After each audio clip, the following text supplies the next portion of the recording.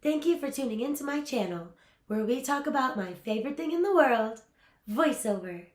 Today, I am very excited because we are going to be talking about audiobooks for your demo reel. If you're a reader like me, this is going to be right up your alley. We are going to talk about the different parameters and also some genres that you can choose. We are also going to be talking about some tips and tricks. So let's get started. So, audiobook demo reels have some similarities with commercial demo reels that we talked about in the last episode. Some similarities include how each excerpt for your audiobook demo reel should be about 30 seconds to 1 minute long. You want to choose something that is close to your heart because, as we have talked about, that helps invoke emotion and to see the passion that's coming from your spirit and your heart. Okay, so with that in mind, we are going to choose 5 contrasting genres, just like we chose 5 contrasting commercials in the last episode. We want to do this to showcase your range and to let potential agents and clients know that your voice is for many different styles and not just one. Okay, so let's get started into some genres that you can choose for your demo reel. For my audiobook demo reel, I chose some different ones and I'll go over that. So one that you could do is fantasy. I love fantasy. For this spot though, I decided to do a nonfiction book that still has some dialogue called Girl Interrupted because I really love psychology and mental health is very important to me. It's a very good book. If you've seen the movie, please read the book. It's very good. The other genre that you could do is classic novels. I like this one. I decided to do Lord of the Flies. The next one can be horror. I love horror. I love spooky things. I decided to do Fairy Tale by Stephen King, who is one of my favorite authors. Another one, a 4th genre that we will talk about, is sci-fi. Another really cool one. As you can see, the way that I'm reacting, I'm very excited. I'm choosing ones that are very close to my interest in my heart. The 5th genre that you could choose is young adult or even elementary level. You want to be able to show that you can do multiple age ranges as well. Alright, so another thing that you can do is incorporate dialects. So for me, I'm going to have a separate dialect reel. For example, I want to read an excerpt of Alice in Wonderland and do a British accent. It will be fun. So choose what you're comfortable with though. Don't push yourself or give yourself any unnecessary anxiety. Okay, if a book that you're interested in has a dialect that you're not familiar with, or you're maybe a little uncomfortable with some of the bigger words that you don't ordinarily say, it's okay to choose a different one. You can do that one later down the line. Alright, so this leads us to the next topic, doing your research. This is very important for every aspect of voiceover, but we'll talk about audiobooks today. So, you also want to know the excerpt, but you want to know what's going on all around it. Hopefully you've read the books that you're going to do audiobooks for, but it's okay if you haven't. You can just read Spark Notes and listen to the audiobook yourself. You don't have to be an avid reader in order to succeed in doing audiobooks. Even if you are an avid reader like me, there's a lot of benefits from listening to audiobooks too. You can see what other voiceover artists do and also what you don't like that they do. So you can see how you can follow suit. You still want to stay up and stay out and unique, stand out. And also, you want to be able to see what other things that you may not have thought of. As we'll talk about soon, each genre has a different mood. So, you also want to be able to be familiar with pacing and tone. This is why some of the audiobooks, or some of the books that I talked about in one of the episodes, talks about doing tempo and also the different voice acting rules. If you guys have any questions or if you want me to make a video specifically about tempo and mood and stuff, I'm happy to do that, so just leave a comment. Okay, so a great voice actor, in my opinion, does many things. One of them is to have a vast vocabulary. and more importantly, being willing to expand that vocabulary, perhaps even being excited to do so. Talking about the last episode with the books that I talked about, Word Power Made Easy is really helpful to not only learn new words, but to understand how to pronounce words you may not be familiar with. Above all else, you want to have a desire to continuously learn, whether that's in voiceover, in learning a vocabulary, learning different literature, watching different movies. It's very important to learn and see what's out there. You'll be inspired by so many more things than you realize. Okay, because in my opinion, learning not only improves the skill set that you have and give you new skills, it increases my sense of wonder, so for yours too. Another book that I like is called The Power of Wonder, so maybe check that out. It's not necessarily about voice acting, but to me, I feel that wonder sparks confidence, ingenuity, creativity, and a lot more. It's also advantageous to read books. So, audiobooks, just start getting in the habit of reading, because maybe you'll learn to enjoy reading if you don't already have, and that's a very good upper hand to have when you're a voiceover artist, because you're going to be reading a lot. Okay? And as we talked about, reading is very helpful. It really helps you unwind too and escape your reality. It's good to shake that off and get into the reality of a really wonderful character. Whether it's scary, happy, whatever you like. It's going to be really nice to retreat, take a step back, and relax. Also, audiobooks are great not only for the reasons that we've already talked about, but it may not be you may not have a lot of time to read. Maybe you can have a long commute or you have a lot of stuff to do at home. You can listen to audiobooks when you're doing other things if you would like.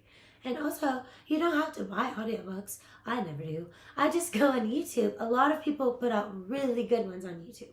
So that's what I do. I really like the Harry Potter ones. Those ones are really good. Also, we are going to be talking about delivery next. And by this, I mean how you perform your excerpts.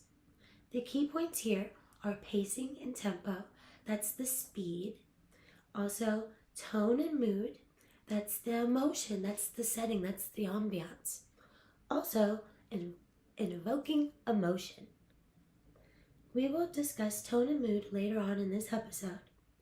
Different genres have different tempos or speed. So it's good to do your research. It's very important.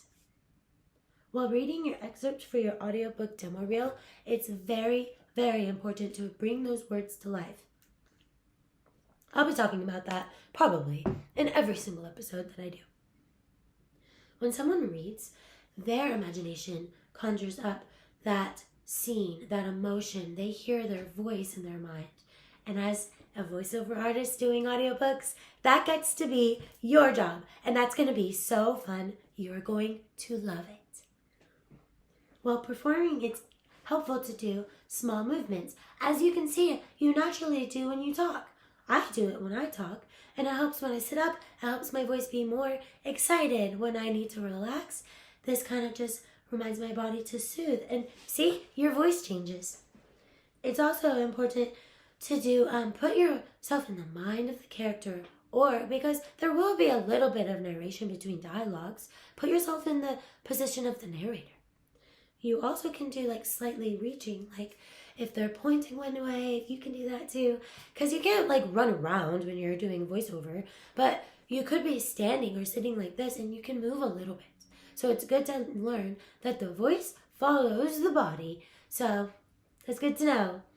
All right, there's a lot more we could talk about there. It's also important to look for context clues as you're reading.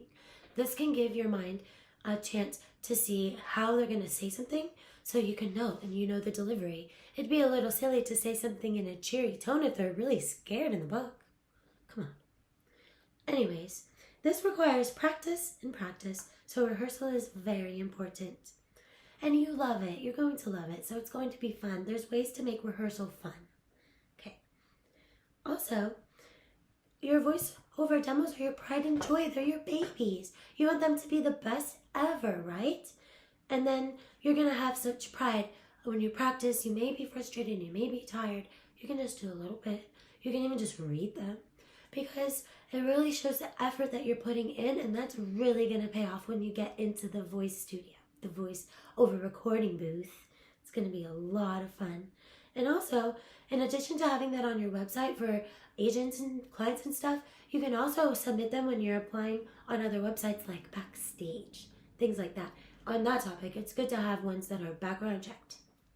Okay, so you can also, when you're rehearsing, record yourself on your phone so you can hear what you sound like when you're on tape and when you're kind of aware that you're being recorded, so you can see if it's natural. You want it to be like, how I'm talking to you right now, conversational. I'm talking to you. When you're reading, it's hard to keep that in mind sometimes when you're so excited or maybe a little nervous. It may come off flat because it may sound like you're just reading words off of a page. It's good, like, you're going to have your eyes on the prize, just as here I look down, but you're going to know it from rehearsal, which is why it's important, and you're going to feel it in your hearts, and your voice will carry that through to the listener. So, now we talked about the delivery, we should talk about how we introduce the book. So, in this one, you don't want to be over-the-top animated, but say it in the tone of what the book is. Don't say it like, for me, I'm doing the series of unfortunate events, and that's going to be my young adult one.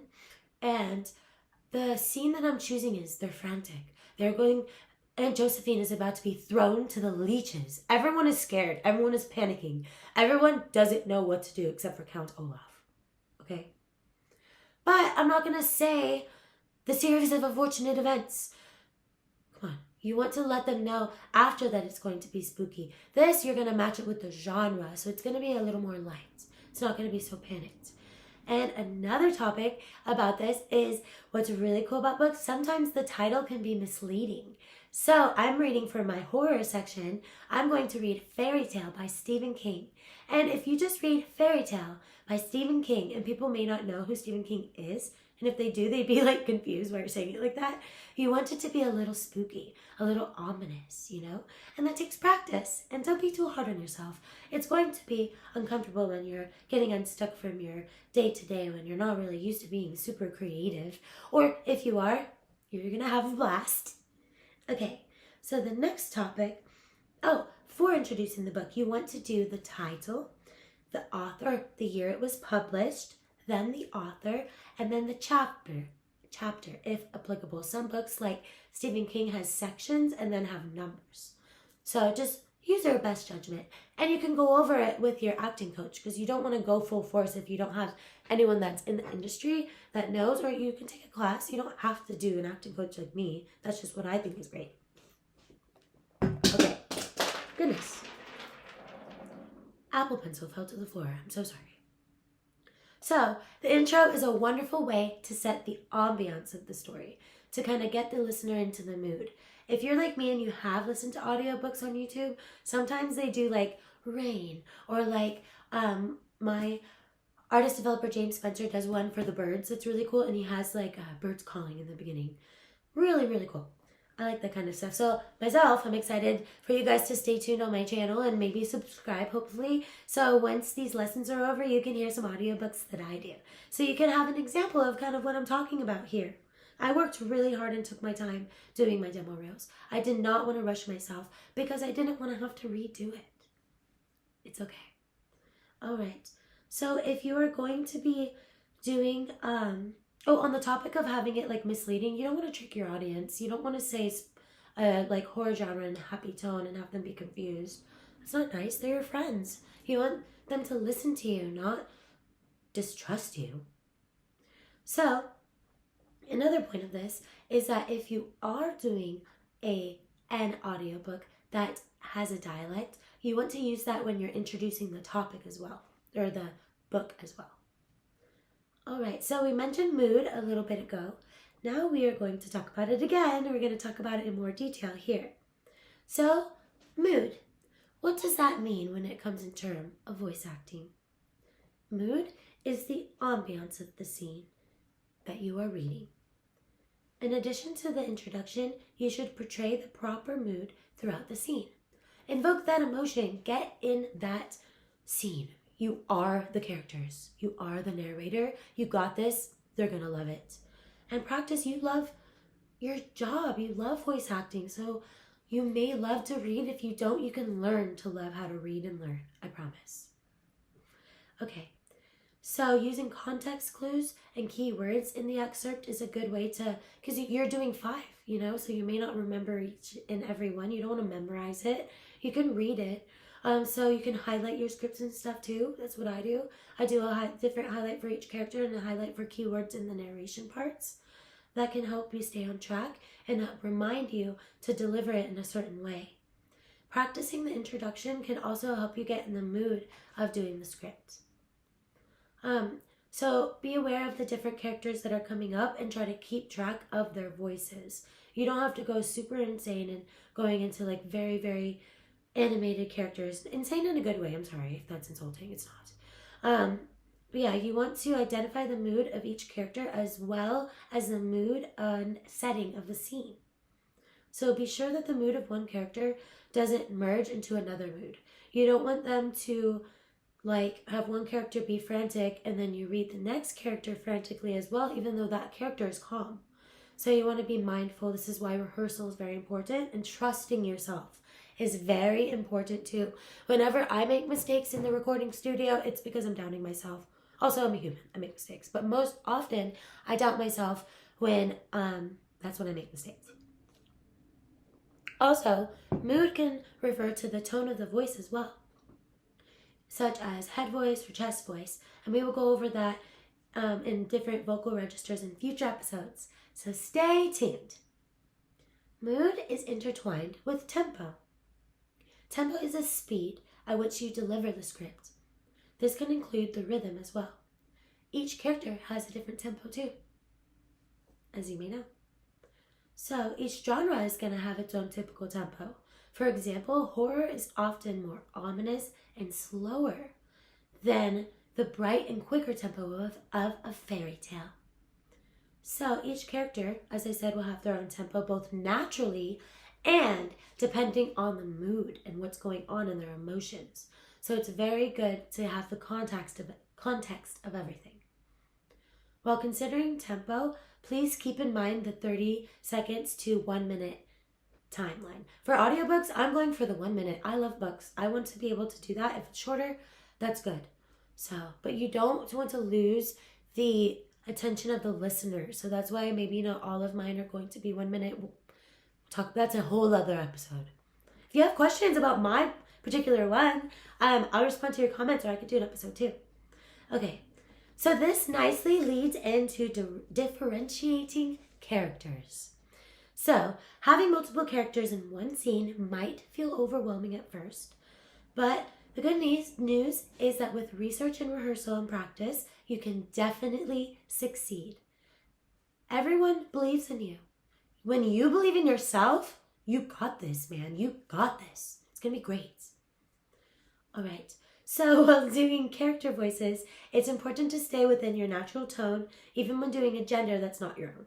I'm not going to go super deep because that's so not me. I'm sorry. My voice is more up here. So that's going to be good, though, for characters, which we'll talk about next is animation. So I'm excited. So, yes, audiobooks are more engaging and animated than commercials, but they are not as animated as animation or cartoon demo reels. So it's good to keep that in mind. Our job is to engage the listener. While listening to audiobooks, a character voice that comes on too strong with animation could distract the listener and also become maybe a little off-putting. So yes, stay within your natural tone range, but just change the placement or the register slightly. For example, like I said, just with the head voice and my normal voice and the chest voice, I'm not going to do that. I'm also not going to go all the way up here because that's kind of like, okay, we're going to do that for a narration. An animation. Okay. So I think personally, you can do whatever you want to believe in yourself, but that's just what I think because I listen to a lot of audiobooks and I have asked the opinions of professionals. Okay. So everyone is different. You can do whatever you want. I believe in you. But if you're like me, it's good to do your research. So sometimes switching between different characters is difficult at first. Another fun way that I do to practice that is that I'll sing songs. I love to sing songs. So when I sing, I'll do it in different voices. So that's really fun when it's animation demo reels, but you could also do it for your audiobooks too. So there is often a little bit of a narration, so you could do that in your normal voice. And also so you can keep it consistent and try to keep track of how each character sounds, which is why it's helpful to record yourself and play it back. Also, it's very important to stay organized. In order to make this easier for myself, I type up each script and I make 3 copies. I have 1 copy for me, 1 copy for the sound engineer at the recording studio, and 1 copy as an extra one. I get a cute little binder because I love office supplies, and I'll do it in screen sheet protectors. So that's nice. As I said earlier, I highlight each character, and I also highlight the different keywords that will let me know how the line will be delivered, emotion-wise. Also, and it's also important, I think, to have a flash drive of the sound effects or music that you want to use, and also maybe send it to the sound engineer beforehand. I met my favorite sound engineer in the world before I recorded there, so that was very helpful for me. So to wrap up this episode, we are going to be talking about sound effects and music clips. So it's important to use royalty-free music, as I've talked about before. There are countless websites to use for this, but I use Pixabay. They have a variety of options, and they have specific keywords, like a search engine, and it's really good about bringing my very literal sentences to life, to give me a big variety. And I also, on that note, find it helpful to have different folders. So I have a folder that has sound effects and music. And then each one has different moods, and also to make it fun, I like to change the icon onto something really cool. You can Google how to do that with your computer. But anyways, I started my library of music and sound effects back when I first started, and now I have like 300 at least for each one, and I'm able to use it for the audio, for like my YouTube, and also for other stuff, and also stuff in the future. So that's going to be helpful. So within each one, I kind of you can rename them too, so I do that too. So that's helpful. That's how I don't have to skim through each one, because each one will have its kind of random name. So for one, like the music, I don't know if you've noticed, I like to start with the same music each time. I labeled it Elephant Ballet because that's one of my animation characters. She was an elephant that does ballet, and nobody wanted her on the dance team. Foolish. Anyways, thank you for watching, you guys. If you have any questions, like I said, just let me know. I'll get back to you. And I hope you're excited for your demo reels, just like I'm excited for you. I'm going into the studio again soon. I'm very, very excited. Our next episode is going to be really, really cool. So please stay tuned. Please like and subscribe so you can get updates on my channel. And also, we can do a little recap of everything that we went over today. Okay, thank you so much for watching. I really, really appreciate you. I'll talk to you soon.